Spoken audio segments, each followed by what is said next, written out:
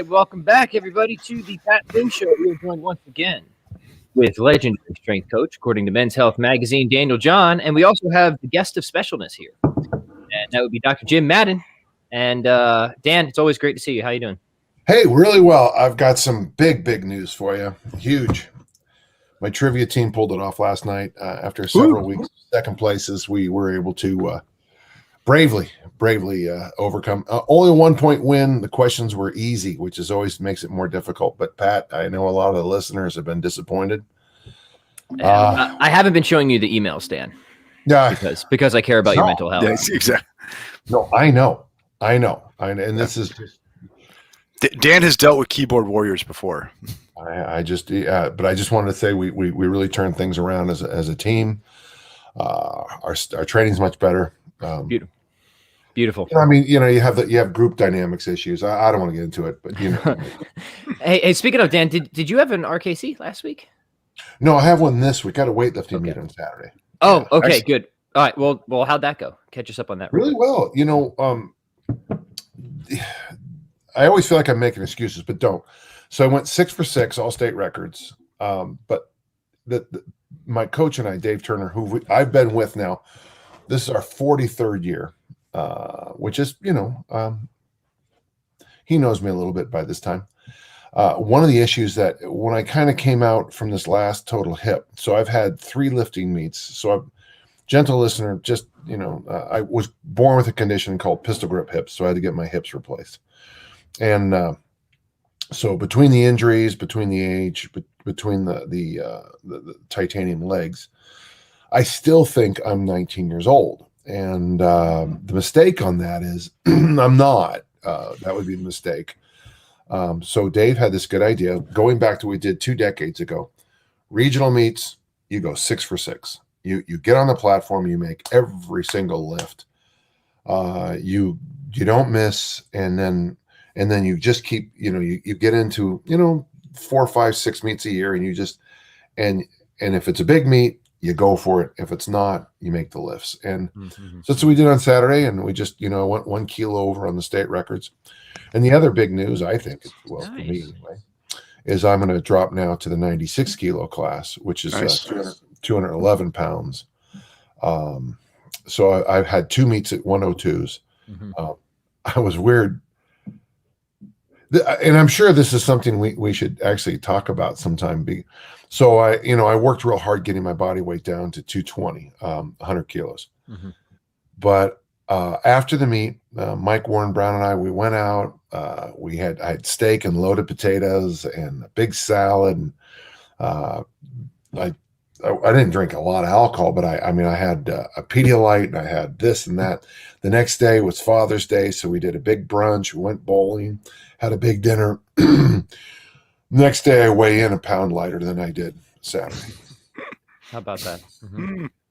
And that is something I really would like to. Bodybuilders have told me this in the past, is that there is this bizarre electrolyte balance or something like that, where, and even carbs, where when you replenish and your body goes, weight comes down even more. I believe the bodybuilders call it a feed, a refeed. Is that right? And it was interesting to watch it actually happen on my scale right over there. And, Right. Yeah. Well, first off, Dan, congrats. That's awesome. Yeah. And the fact that you have an RKC coming up is actually relevant as well, because Jim proposed a topic for conversation today that I thought would be immensely interesting. And that is the general evolution of the kettlebell, the general evolution of kettlebell training, because Dan, you're what the kids these days would call an OG, right? You're kind of there. Yeah, you were there sort of right at the very beginning, and things have really changed, right? From the early days of the original Russian kettlebell. It wasn't even CERT, it was just a challenge, right? Challenge. To where we are today. Yeah. So yeah, I thought this was a great general idea, but Jim, maybe you want to help frame it a little bit more, and then we can dive in. Yeah, I'm just interested in talking about, because we've all been, you've been very active, but thinking about practicing with these implements since my case, 2005. Mm-hmm. I'm interested in hearing your views. Like, what's the same and what's different? Like what if we had 2005 back again? What would we keep or what would we do different? Right. Well, if you don't mind, and yeah. I can't help myself, Jim. But the first time I saw kettlebells was in 1971. Whoa. That's OG. When the Track and Field Omni book came out, and J.K. Doherty had all these Soviets. Soviets. Well, they still don't. Russians and Chinese don't believe in copyrights, as I know too well. So he would use these Soviet pictures, and there were these big bowling balls with handles on them. Mm-hmm. Okay. And they were doing things we call it now a deficit deadlift. They were doing all kinds of throwing variations. And then I was saying 74, 75 down at College of San Mateo. I went down to watch the Soviet throwers, and they, you didn't, honest, no offense to the Soviets, but their discus throwers were, I know they broke the world record a few times, but I don't trust the numbers. But their hammer throwers, the one, Yuri Tom, just picked up this kettlebell. I didn't know what the hell it was. In fact, Americans, we called them poods or puds. Puds is what we called them for a long time. And he just did all these throwing. He just kind of threw it over his shoulders, threw it over his back, throw. All these, for distance, for height, for discusy kind of styles. Mm-hmm. And I had no idea what it was. And then, then it got quiet for a while, because don't forget, about the exact same time, Arnold's The Educational Bodybuilder shows up. So in the early 70s, kettlebells were part of the discussion.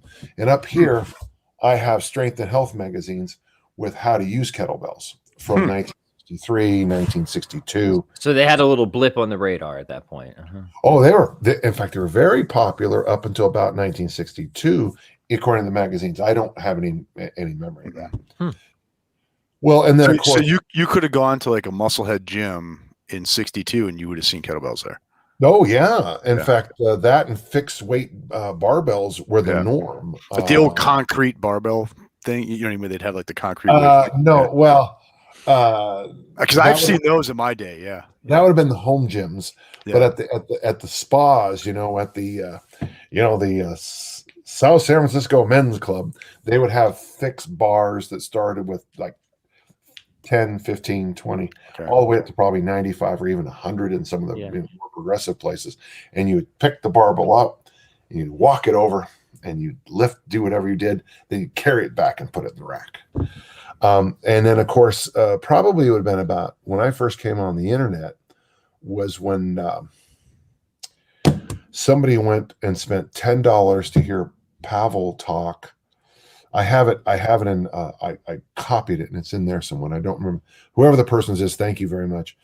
They spent $10. Pavel did like some kind of like community talk. He spoke, he had a 2-hour workshop for $10. And this person did a review. And that's the first time I'd heard of Pavel. And then right after that, Pavel and John Duquesne. In fact, I think John Duquesne was at that $10 workshop. So that would have probably been in Minneapolis then, right? Mm-hmm. Yeah, and it'd have been and that would have been 99. And the kettlebell world really, I would say about 99. By 2000, it was already becoming almost like a religion, and by 2001, the early internet was blowing up with the kettlebell discussions. Yeah. So when did you first get introduced? It would have been 2002 when the first time I did kettlebell snatches. I was down in Southern California, and this guy showed me kettlebells. And then up at the world, it's called the ultra weight throws. It's where you throw. Let's see, you throw a 56-pound weight, a 98-pound weight, a 200-pound weight, a 300-pound weight, and a 35 for my age. This guy named Dan showed up, and the meet was so poorly run. I was supposed to throw at 9. At 5 o'clock, I'd only thrown one event. Huh. So I'd been there 8 hours waiting. I've been to that meet. Yeah.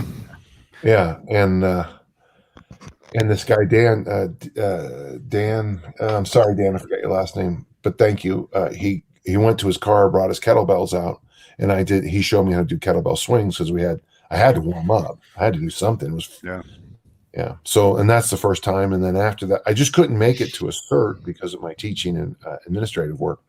And then finally I went down to the San Jose one, which I would argue was the hardest cert they ever had and very poorly run. And I was very candid in my review. And John Duquesne said he really appreciated my honesty. And they shaped a few things. That's when the goblet squat came to the RKC because of me. Yeah. And that's when they stopped doing this. So we're right next to the San Jose airport. And every time a plane went overhead, we had to stop, run back to our area, and do 10 kettlebell swings. Well, the instructor never finished the sentence because we're right next to an airport. Right. And that was the famous time. And then they were taught 3 completely different variations of the Turkish get-up. Fortunately, I had Brett Jones as my team leader, and Brett is a wonderful coach. He really is a good coach. It's interesting because his online persona and who he is in real life, there is a difference. But in his case, it's a positive one, because he's much more kind in real life. Indeed, yes. Unlike Dan John, who's much more cantankerous, right? Oh, I'm just a jerk 24/7. Right. Yeah. No. Okay. So that's interesting because there's already an evolution there, a mild one. Because when what was it? So around like 2008, when I did my cert, there was still a significant amount of what we might call the hazing component, right? So we still had these like trigger events where you would have to go and do your swings, and you had to bring the kettlebell to the bathroom with you and all this weird stuff, right? But whatever. But at that point, there was definitely like just one version of the get up. We weren't taught 3 versions of the get up. So we can already, and certainly the goblet squat was in place there. That was a part of the curriculum at the time. So even between, what was that, 2002? At the very next cert, it was in the handbook.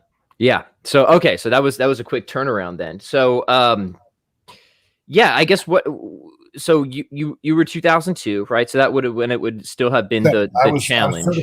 I certified in 7. I went to the convention in 3 or 4.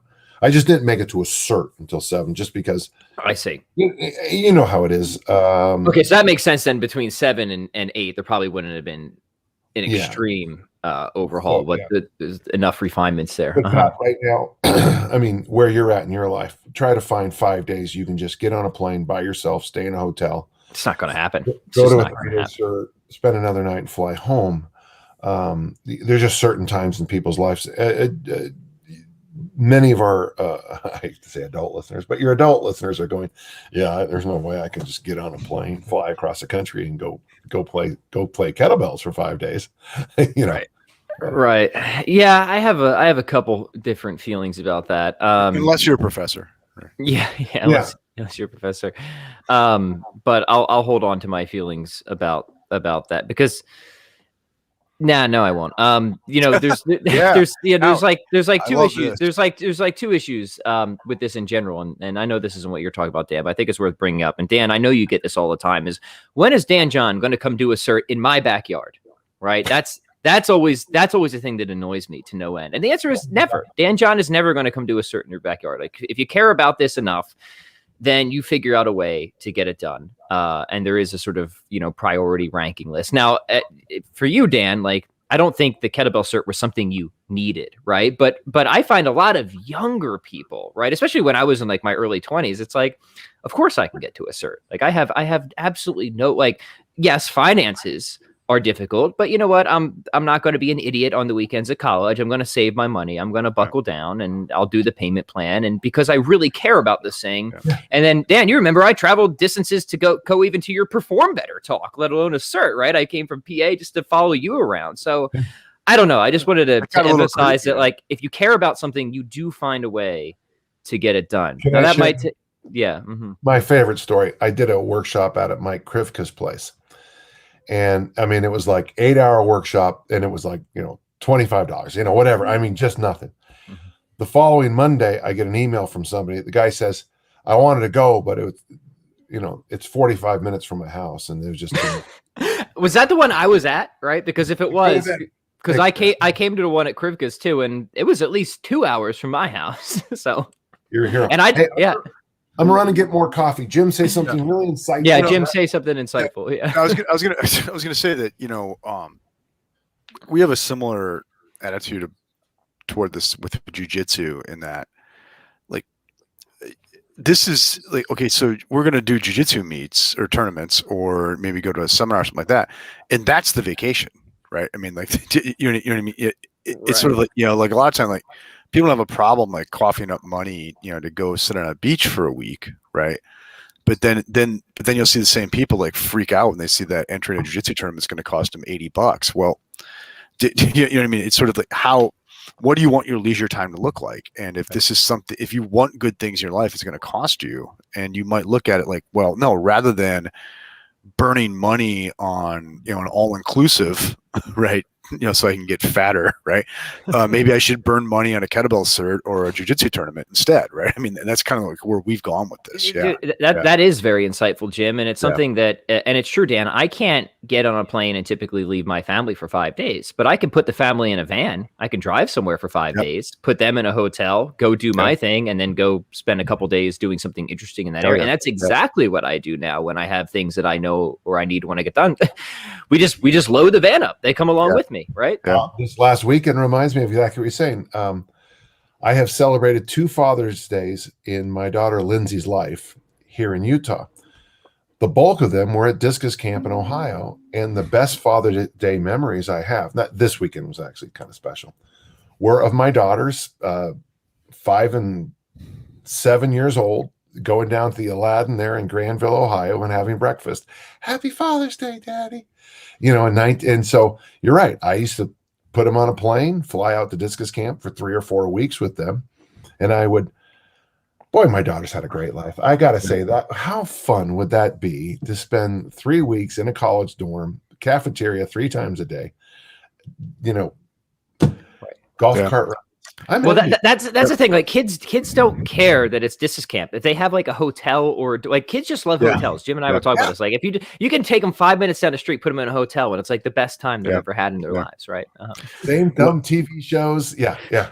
Whenever I lecture, quite a bit at other universities now, and whenever I travel, I take one of my kids with me.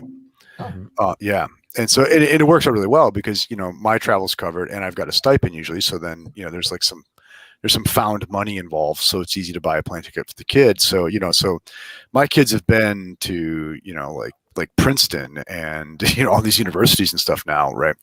And they get to see the country and all that. And yeah, it's a fun trip. So pretty much by the time they're like 12, 13, I'll start taking them to lectures. Yeah. That's cool. Okay, so let's get back on track here. Kettlebells then and now, Dan. Is there anything from the old days that you think has gone away that you think should be brought back or we should do more of? And is there anything that has gone away that you're glad it's gone away? I would just kind of like a compare and contrast of the glad it's gone will be much easier. Be sure to reprompt me on this. The one thing I do miss is a little bit of the experimenting of the early days. You would actually see conversations and dialogues about what a hinge is. You'd see conversation. That's why I think I was so helpful to that community with teaching them how to squat. I was able as a member of the learning group to walk forward and show something, which was the goblet squat. There's no more the juggling is gone. The experimenting is gone. Now it's what's funny is that it's become very much the Soviet top-down model.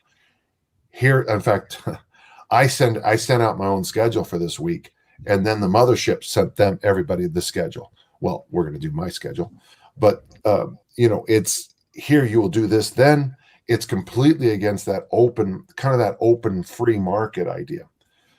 That fake faux boot camp faux military bullshit is gone. Listener. Oh God, I hated it. No, I'm glad. I've always thought, hey, look, if you want to join the military, we've got 4 perfectly good organizations that would take you right now. And the Coast Guard and the Merchant Marines. Yeah, exactly. Yeah. Yes. This nonsense. Of course, I posted a picture of my father recovering from an event that happened in the early 40s. And then, of course, I had 3 brothers go to Nam. 2 are disabled. Sadly, my brother Phil died 2 years ago now. And we don't, in my family, we don't camp because, as everyone in my family will say, there's always an adjective. I went adjective camping for a year in Vietnam. I went adjective camping in Korea. I went adjective camping, So this, my dad always said that he had plenty of outdoor adventuring in Vietnam. Yeah.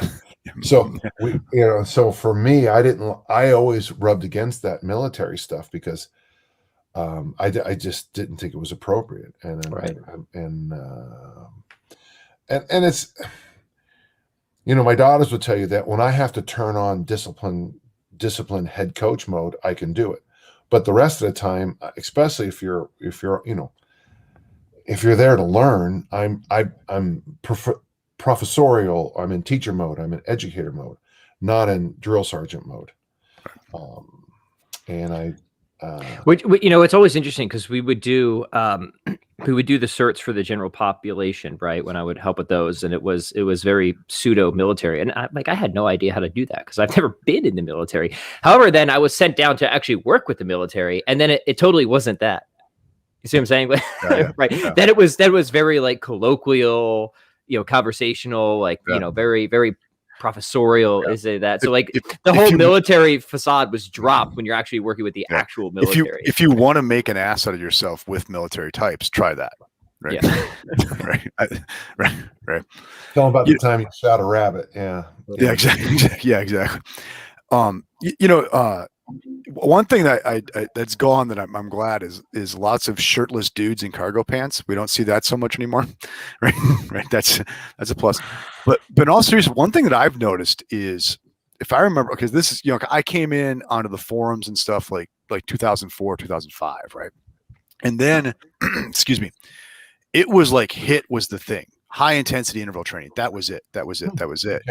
And like if you did like actual endurance work, it was like you were going to get like pancreatic cancer or something, right? And I remember like at the time when I was doing lots of swings and stuff, losing weight, and I was putting jogging in on off days. I remember people on the forums like, "Oh, don't do that. It's gonna ruin your testosterone and all this stuff." Yeah, and that seems to be gone, right? Especially a lot of your work now, right? Like I think like that idea that you should be doing 2 or 3 HIIT sessions a week, that seems to be a little more backseat, and it and maybe endurance work isn't the anathema that people thought it was, and right, at least in my perspective, yeah, right. No, it was the cliche to talk up kettlebells and talk down any type of cardio endurance work for a number of years, right? It was, and it really did come from the top, the shame of aerobics. But Jim, I will. You can put that bullseye on my chest. I wrote an article for T Nation called 4 minutes to fat loss, I think is what they titled it. Tabata. Yeah, and that's when back in about '98 when I first. I remember that article. When I first saw it, since I didn't have a lot of options at the time, I experimented with that, and my first attempt was with military presses, which was the singular stupidest thing I've done in the weight room, which is high praise. And then I came across, and what happened at the time, and what people missed in the article. And so I'm taking the hit on this one. So this is on me. And then CrossFit, I think, adopted it. Then it just went too far. Yeah. I would, and that's that is the hedgehog versus the fox. Yeah. I was in my regional competitions. I was always following myself in the clean and jerk and the snatch. And I needed some kind of conditioning for it. And so, I was doing Tabata front squats twice a month to prepare myself to follow myself on the clean and jerk.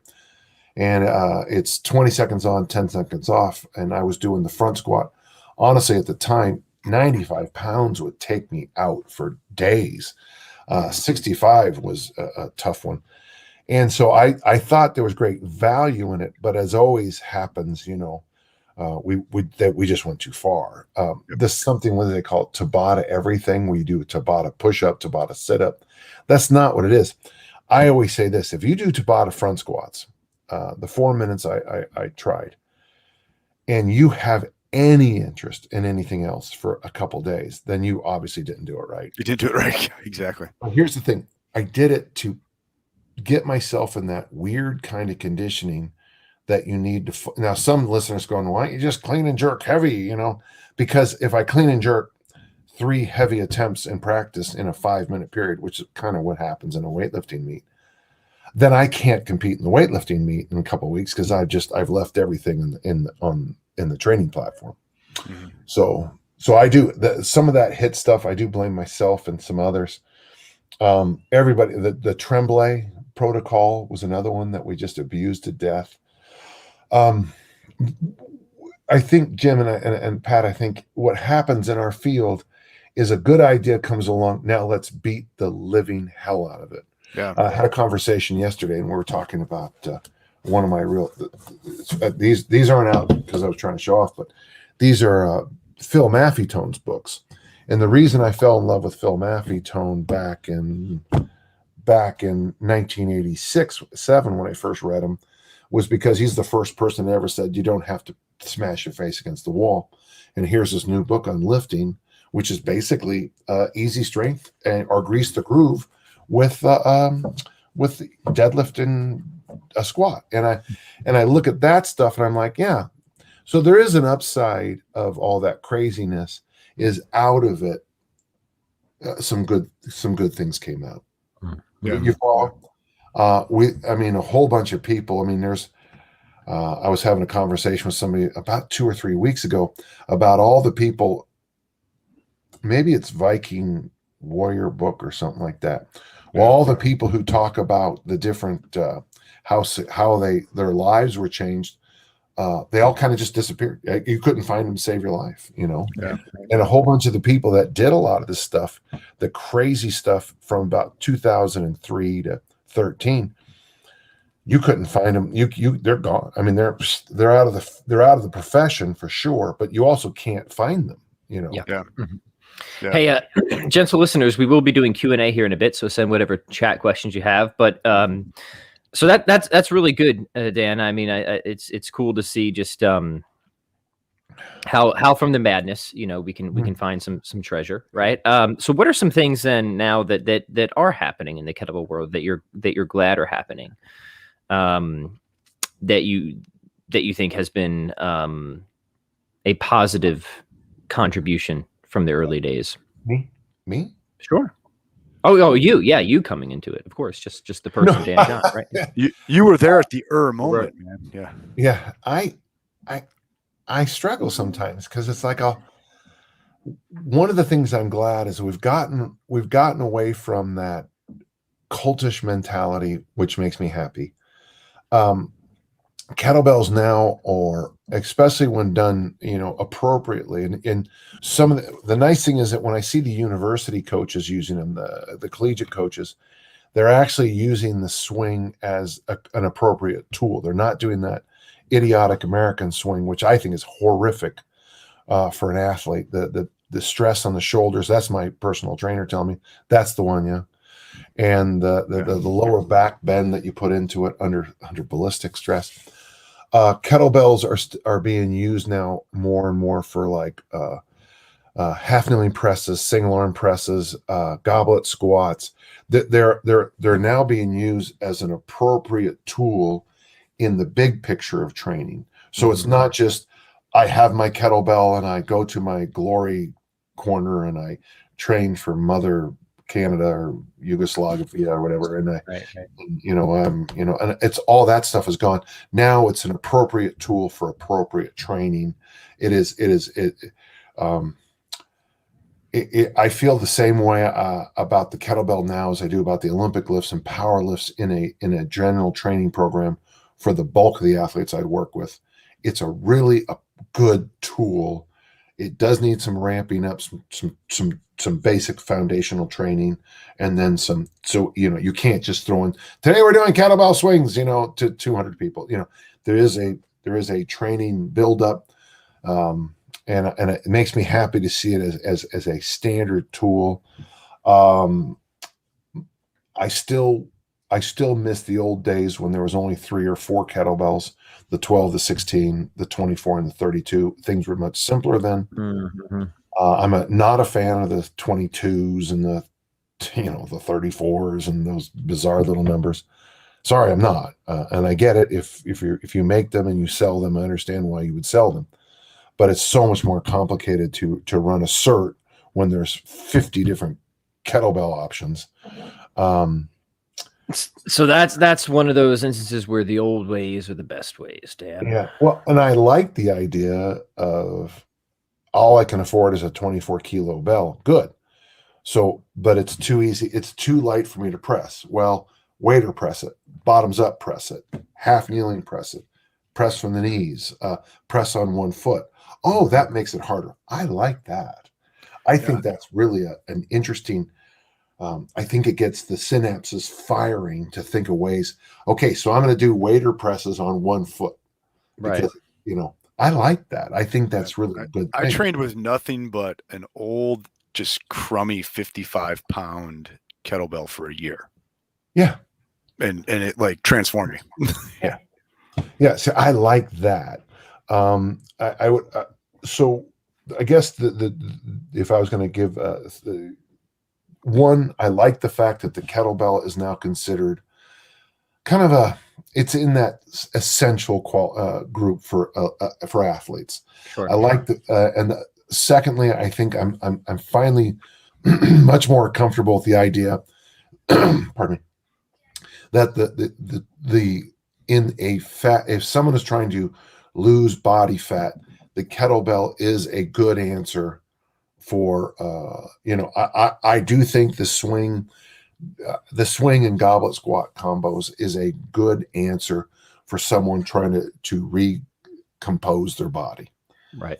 And the third thing, I still think, and I've thought this for a long time, that to teach fundamental human movements, I still think the kettlebell is the best orientation tool. The goblet squat, for example, is a much friendlier start to the squat world than the back squat. It hurts my traps. Front squat hurts my wrists. I don't have the mobility for an overhead squat. Well, do this. Oh, I got that. With the hinge, you stick that kettlebell into your belly and you do a Bulgarian, what I call Bulgarian goat bag swing. Oh, I see what you mean by, I feel my hamstrings. So I think for teaching, and then one arm presses, I think are a really good introduction to the world of presses. If you're doing one arm bench press, I think is a really good introduction to the world of horizontal, because you have to have everything so locked down. Right. So the third thing is, I do think for teaching fundamental human movements, I think the kettlebell might be the best tool. Sweet. Nice. Jim, did you have anything else on this before we turn to questions? I have a follow-on question to something that Dan brought up there. So this might actually move us to questions, if that's okay. Cool. Oh yeah, for sure. Dan, this is kind of an observation that I've come to recently in my training, and I'd like to hear if you think I'm just crazy on this, right? I have moved. I like really heavy one-arm swings. Okay. And I've moved though more towards, for the really heavy stuff, I mean like the 48 kg kind of thing, for heavy for me, right? To preferring a clean to that on that rather than a swing. And for me, it's because that clean, it really tames the arc better. Like to get that right, I have to keep that kettlebell really close. And I find from a injury prevention, low mileage on the low back thing, with that heavy kettlebell, one-handed, getting that thing out there, there's a lot that can go wrong on that. And I find that clean, keeping that arc tame, it seems it's getting the same bang on the hams and the glutes without that risk of stretching out the lower back. And I'd love to hear your thoughts on that. It's something that it comes up on my own podcast, and you'll see it on my YouTube. 99+% of the population shouldn't do one-handed swings. Mm-hmm. There's a phrase I called the chin sternum zipper line, CSZ. Mm-hmm. That turns it all. So if it's not in a straight line, I say stop the lift. Because then we're doing this thing now. Yeah. And what happens is, remember, if you have a twist on your spine with high speed with a heavy load, I just think that's where bad things can happen like that. So I like having two hands on the bell, and I like boom, boom, boom, boom, boom. I'd much rather you do sets of 35 with 25, 20 with two hands on the bell and get tired and get your hamstrings burned up and your butt burned up by the higher reps. But I get this question, and here's the thing. I don't know why people ask me questions about Simple and Sinister, Pavel's book on the one-handed swings. I say this all the time. Why are you asking me about someone else's program? I don't believe in heavy Turkish get-ups, and I don't like heavy one-handed swings. And so you have a program with heavy Turkish get-ups and heavy one-handed swings.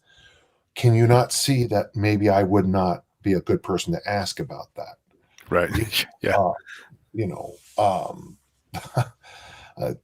So, and gentle listener, you have to understand, I have reasons for this stuff. When I'm working with $1 million asset, I can't hurt them. And when I'm working with a general population person, I can't hurt them. So, but I get it. If you're going to try to be a internet warrior, you would do, there are some things you want to do. Oh, look what I've done. And good for you. And everybody on the forum is going to say high fives to you. And the rest of us just don't care. Right. It's like when we talk about the exercise called the bent press. You know, the dozen people in the world who think the bent press is a big deal. God bless them. And I know that they're loved. But the rest of us, you know, I'm in an Olympic lifting meet, and I start talking about bent press. Everyone's going to go like this, and just walk away because I'm a lunatic. And I get it. And I'm not ripping on the bent press. I'm not ripping on one-handed swings. I'm just saying, when you stand back and you start to look at movements and stuff, I'm gonna focus on what's safe. You know, I've been putting together this idea for a while about a single kettlebell teaching day. You know, and kind of to help out people who, you know, it's too late now, but for the COVID-ish kind of thing, if all you had is one bell, what would you do? Mm-hmm. And it was interesting because as I was kind of paring down the exercises, I had to make some fun choices about safety, because when you train alone with no one's eyes on you, you have to find the safest moves. There's an exercise that Mike Krifka likes, speaking of him, 2 hands, you swing, and then you catch it like this into the goblet squat. Right. 2-handed swing, he calls it I think he calls it the 2-handed clean. And so 1 bell, swing, catch into the goblet squat. And his idea on that is it teaches the correct groove for the kettlebell clean, okay, which you were just talking about. Mm-hmm. But at the same time, it's really safe. And if you don't catch it in the goblet squat position, the bell falls on the ground and you don't get hurt.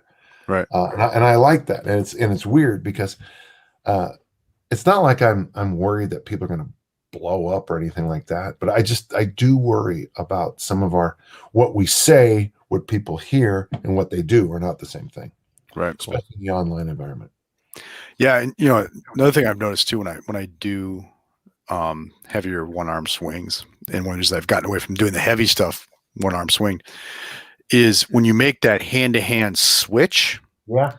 The downswing on that second hand, I feel just like it's hard to control it, and a lot of tension in the lower back. And so, and you feel that little. Yeah. And so when I've done any kind of heavy one hand, even on the cleans, say I'm going to do, you know, say 10 heavy cleans on my left hand, I put it down, take a breath, and then switch hands. I don't do this unless it's a light bell. I don't do that switch in the air anymore. Switch, yeah. Because I find that coming down on that switch, things get out of whack. Right. Mm-hmm. I put it down, take a breath, go. Right. Again. And if I'm going to condition, this is about conditioning, I shouldn't be using a damn heavy bell anyway. Right. So you sit down, take your breath, gather. Yeah. And to make things harder and safer, that's why I like the double kettlebell clean front squat combinations. Yeah. Yes. Because you get, say, like we're doing, if you do 3 cleans, you'll feel your ticker going up, followed by 5 double kettlebell front squats. Those front squats are safe, but the time under tension, the time under load, is really good. The anaconda strength that your body has to kick in, that you know, and all that, and that's going to shoot the heart rate up. Yeah. You know, pretty naturally. You made the point about like a 1 kettlebell program. I think it's really smart to just like once in a while, just limit yourself to 1 kettlebell or limit yourself to something just for the sake of, like, so for instance, this summer, one of the things I'm doing right now is I'm training with 20 kilograms. That's what I get. Oh, Right. Yeah. that's great. It's a weird weight and stuff like that. But you start doing just the exact example, like do 5 cleans, 5 front squats with 20 kilograms. That's going to like trip the trigger, you know? Okay. And I'll sometimes just I'm arbitrarily about go. yesterday. I answered a question. What is the most used piece of equipment in my gym? It's on my podcast. And I said, in my gym, the double 20s are my go-to. Yeah. That's a killer. Yeah, that's a killer combo. Pat, he's watching my. See, I'm sneaking around. Yeah, and you know, and I'm a pretty strong guy, and I can get it done with 20 kilograms. And if I can, why not? Like why add the extra wear and tear? Yeah. Right. Well, that's the whole easy strength for Olympic strength thing. Yeah. I mean, it's like, if people come and say, how much is that? And I'll say, well, that's 55 kilos. That's 60 kilos. Well, don't you lift more than that? Well, yes, I do. Yes. But not this Tuesday morning, not this Thursday afternoon. Right. Believe it or not, I have more goals in life than to just impress some random stranger on the internet. Right. Yeah, exactly. Yeah. Good stuff. Shall we take some questions now from the audience? Yeah. Okay. Thanks for answering my question, Dan. It's helpful. Yeah, no, that was a really good discussion. So I'm glad that got out there. So let's see what the gentle listeners have. Send in your questions, friends. We'll get through as many as we can. Jesse says, I've fallen in love with the clean and press and have seen some good returns. Would it be a good time to add snatching now to see even more? Also, every other day, I swing heavy 8 swings every minute on the minute to 160 reps. Does that sound promising? That sounds boring. Let me get. Yeah, actually, Jesse, you're basically doing a program called The Rite of Passage from the book Enter the Kettlebell, which has, as many have said, probably the finest forward in the history of literature. I've heard that. Mm-hmm. Shakespeare actually came up out of his grave and said, everything I wrote was straw. Just one more thing. Straw. Yes. But yeah, basically, Jesse, you're doing the Rite of Passage program, clean and press, pull up, swing, snatch 3 days a week. From all the programs I've done with kettlebells, that was the program. I think there's a day where you do clean and press, and you do a set of 1, set of 2, set of 3, set of 4, set of 5. You mix in a pull up with each one of those. So clean and press left, clean and press right, pull up. 2 clean and press left, 2 clean and press right, 2 pull-ups. 1, 2, 3, 4, 5. I did that 5 times. That's 75 clean and press, 75 pull-ups. And that is when you kind of sort of complete the program. And that got me in probably the best shape ever. And I did the cert and destroyed it. Yeah. Same thing. So, yeah. That program changed my life. Don't do that unless you want to get strong. Yeah, it is. There is a touch of. Yeah, there is a touch. Oh, we have Anthony says hello from Poland. Hello, Paul. He's in a traffic jam. That is nie dobra, not good. Raju says, hello, gentlemen. Dan, I'm about to complete the weighted pull-up Russian fighter program. Should I go for a heavier load or just go with the body weight pull-up for the next cycle? Thank you. Yeah, it kind of depends. So if you're doing the 2-week program, there's obviously 2 ways to do it. One, for most people, what I like is you do the 2-week program, and then at the end of the 2 weeks, you just put pull-ups back into the program, because you've been doing pull-ups. What is it? 12 out of 14 days, and just to give your elbows a break, just the next week, just go back to a standard program. I would even recommend the next week doing just hang, and then if you want, go to a heavy one and try it again. But Raju, that program can be really hard on the elbows. So just that would be my only thing. Now, if you're having no issues, you're some young buck, go ahead and try the next one. Try one heavier load up. Deo says hello from Arizona. Hello to you, Deo. Always good to hear where people are tuning in from. That's Deo. Okay, I met Deo at down in Arizona. Remember, I think I told you this. That's right. Great young man. He's attempting a mass-made simple program-ish with kettlebells, and good luck to you. Yeah, keep us updated. Yeah, Deo's the young man that I was so impressed with because he did this weird thing. He listened to us on our podcast, Pat. Now, watch this. Took our advice, did it exactly, and had success. Wow. That's Consistency. Wow. Yeah, that's not allowed. I mean, what? And why did he not take our program? And then, dear Dan, I'm an alpine skier who does Brazilian jiu-jitsu and beach volleyball, and I'm looking to see if your easy strength for kettlebells can be adopted to using, To help me prepare for a marathon. Right. Right. As I lean out for my figure competition. Right. Good stuff. All right. Next one. I wish I was joking. Next one comes from Oliver. He says, love the conversations, guys. Always great to have the three of you on. Here's my question. You've spoken before about killer apps. Could that principle also apply to coaches? If so, what is your killer app? Want me to explain that real quick to the other listeners? Yeah, give us the background, Dan. Sure. In the 1960s, there was a belief that there would only be 5 to 7 computers in the world. And they basically would be used to deal with thermonuclear war issues, those kinds of things. On paper, it was a college professor. He puts this thing up on the board, and he asks a friend of his who's an accountant. He said, is there any value in this? And the accountant says, I hire 400 accountants a week to do what you say I could do with the press of a button. Guy goes, yeah. He goes, and so that is the spreadsheet. And the killer app, because the typewriter, in fact, the self-correcting typewriter and the Xerox machine is what most people use computers for, mostly in the beginning. And then the telephone was just fine. It was the use of the spreadsheet. So if Ford got a spreadsheet, GM had to have a spreadsheet to keep up. And then, so the killer app for the computers, the reason everybody has computers is because of the spreadsheet. And then from there, everything else happened. So the killer apps in my world of the kettlebell are the goblet squat, the swing, and the Turkish get up. For the barbell, it's the snatch, clean, jerk, deadlift, squat, bench. For the suspension trainers, 99% of the crap you see is worthless, but the T, the Y, the I, and the single arm row. For the ab wheel, the killer app is the ab wheel.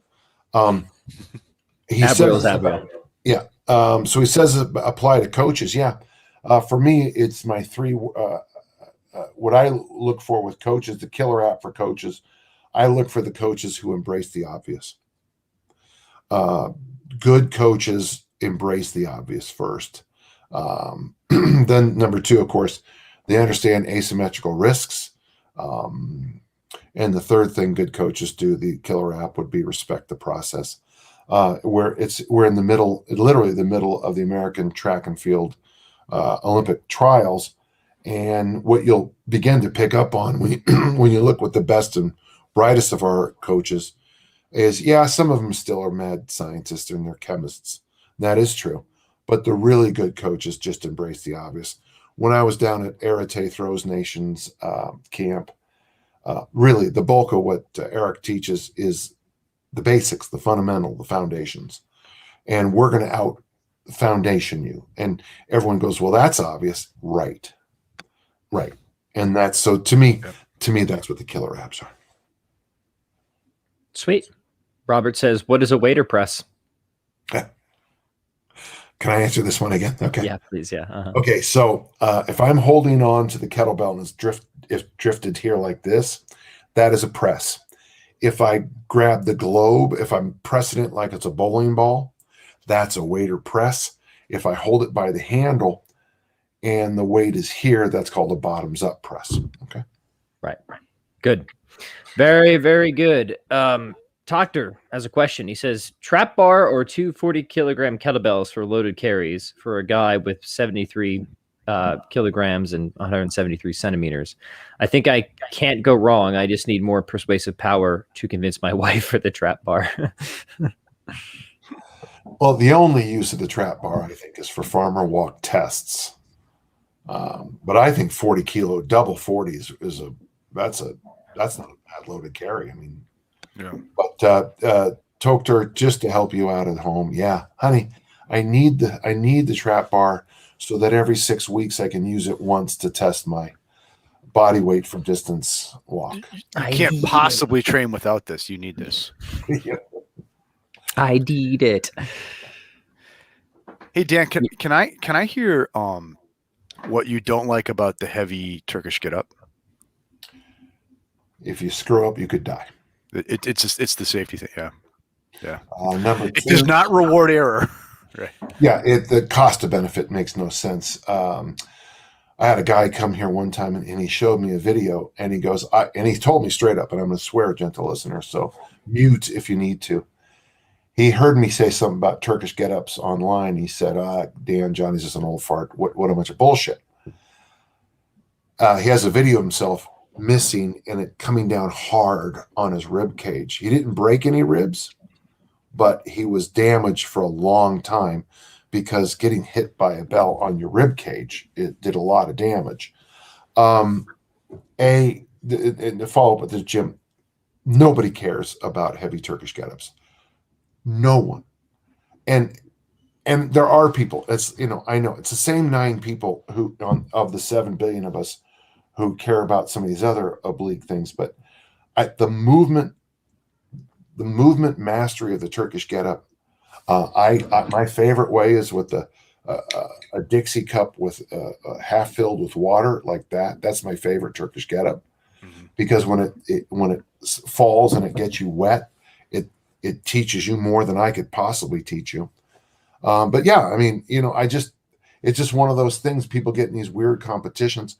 One of my former athletes read a thing online about the Bulgarian brothers bench pressing without their thumbs. He went to the gym that day, tried it, slipped off, hit him in the face. Massive amount of damage, to the point that I actually think his later highly inappropriate behaviors were caused by the concussion he got that day. Very possible. Go ahead, bench press without your thumbs, go heavy Turkish get-ups. What's fun is you pick up a rattlesnake and you do that little head thing like this to see, you play touch to you last with the rattlesnake. Go ahead. Cut yourself and go swimming with great white sharks. I'm okay with all of it.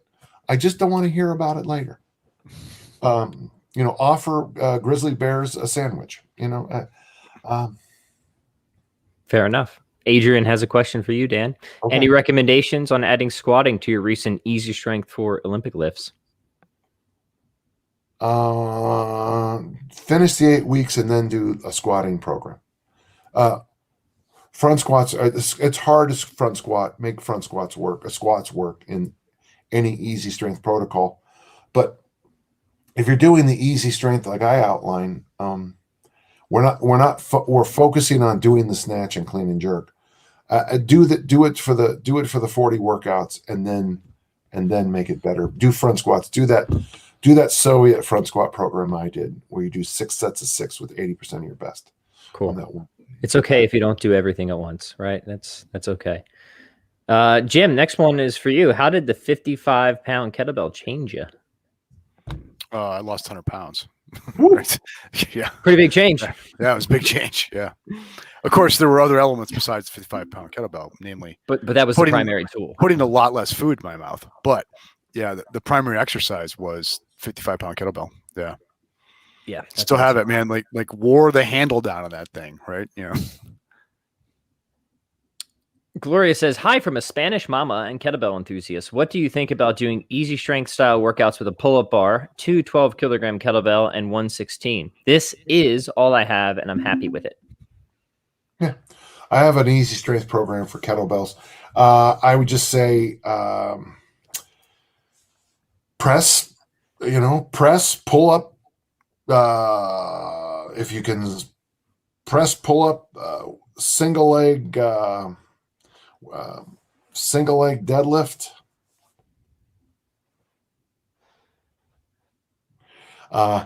hanging leg raise, hanging bent knee leg raise, and then do something like swings or snatches. Yeah, that'd be great. Yeah, sweet. Yeah. Excellent. Let's take 1 or 2 more here, and then we'll hear what Dan John's got going on at the university. Jim, any more ideas on BJJ and kettlebell programming? I mean, nothing earth-shattering compared to other things I've said. Though, coming soon, so there will be a program available that has the combat athlete in mind, right? But just in general, I'll always say is nothing you do off the mat should get in the way of what you're doing on the mat. Okay, so what you're doing off the mat is about strength, it's about mobility, etc., and get your conditioning and get your friskiness out on the mat. Always good advice. Always. Are kettlebell handles that plates are loaded onto a viable alternative to fixed kettlebells? Wants to know Robus.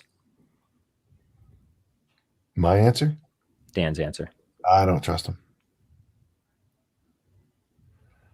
Yeah, I don't. I've seen a few of them, and I've picked them up, and I just. And here's the thing, Robus. I mean, if that's what you have, that's what you have, or if that's what you can afford. I like adjustable barbells. I don't trust anything else. I mean, they're definitely going to be limited, right? Because I don't like, how is that going to work for snatches and stuff like that? Did you ever see this this thing that Ross Edomite built that he'd get like 250 pounds on this like T-handle thing? I think that was what I thought this guy was Robus was asking about. Yeah, Ross is a freaking strong guy. It's called a Hungarian core blaster. Core blast. Yeah, that's what it was. Yeah. Somebody wrote an article about it in 2001 and made the mistake of not putting their name on it. Yeah. Tim Ferriss gave it credit to Dave Draper because it was on Dave Draper's site. But we'll move on from there. But at least you got the goblet squat, right, Dan? At least you got that one. Yeah, the Hungarian core blaster. That is a. And that actually comes from a 1968 Strength and Health somewhere up there, where the Hungarian hammer thrower was using it to get ready for the Olympics in a tune-up meet in Munich. Yeah.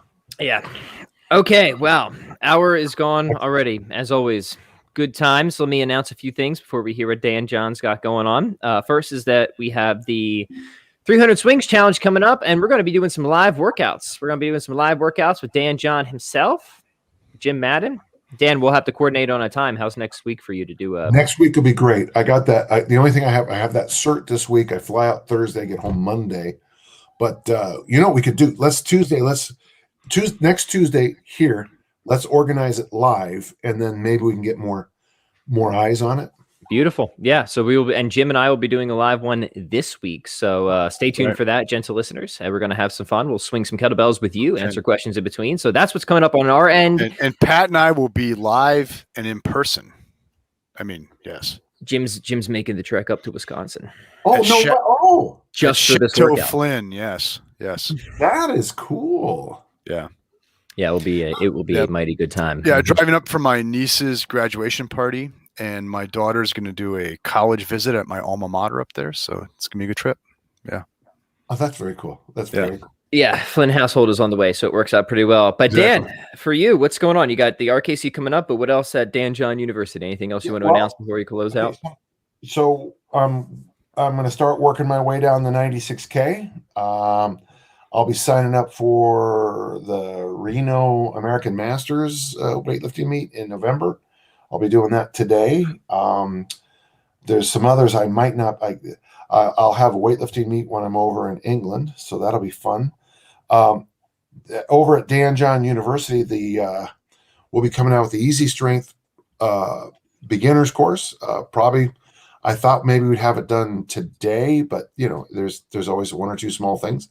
So yeah, I'm very excited about it. It is massive. It is. So we have a goal setting course, which is, a good size. We have a bigger programming course, and then we got Easy Strength, It's nice. But the problem is Easy Strength is it's absolutely simple in my head. And then I try to explain it to somebody, and they, it really does remind me of kind of in a way of Viktor Frankl's Man's Search for Meaning. There's a leap in logic. But to understand your why in life, it's love work and suffering, and then suffering's the easiest. Well, I think explaining easy strength, you can do it and understand it perfectly, or you can make me suffer by trying to explain it to you. I think it's so counterintuitive to what people have come to expect from exercise, especially strength program, right? Because the garbage bodybuilding. No offense to my bodybuilding. No, it's true. It's true.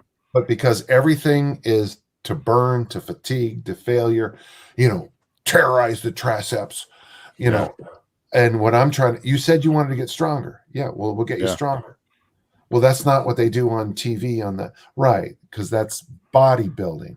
Yep. You said you want to be a high jumper. I don't, one thing you'll notice at the Olympics, you don't see a lot of 300-pound elite high jumpers. Sure. No, I'm serious. Look, do the research. Good stuff, Dan. All right, so check out Dan John University, of course, as always. Dan, looking forward to hearing how it goes at the CERT. Safe travels, and we'll see you same time next week. You bet. And Jim, always good to have you on. Yeah, and thank you, Don. It's an honor. I just as you know, I absolutely love our interactions, and I'm looking forward to. Actually, I don't know if I'll be able to watch it live because of scheduling, but good job, the two of you getting together. That's actually kind of cool. Yeah. You know what I mean? It's like, that's kind of cool, and let's hope maybe one day down the road somewhere, we will have a swing-a-thon with me there. Yeah, that would be, of course, most welcome. So, excellent. I'm warning you, you guys have to put up with I'm so tired, my hands hurt. You can't do it. Yeah, that's good stuff. All right, gentle listeners, as always, like, subscribe. We'll see you next week. Adios.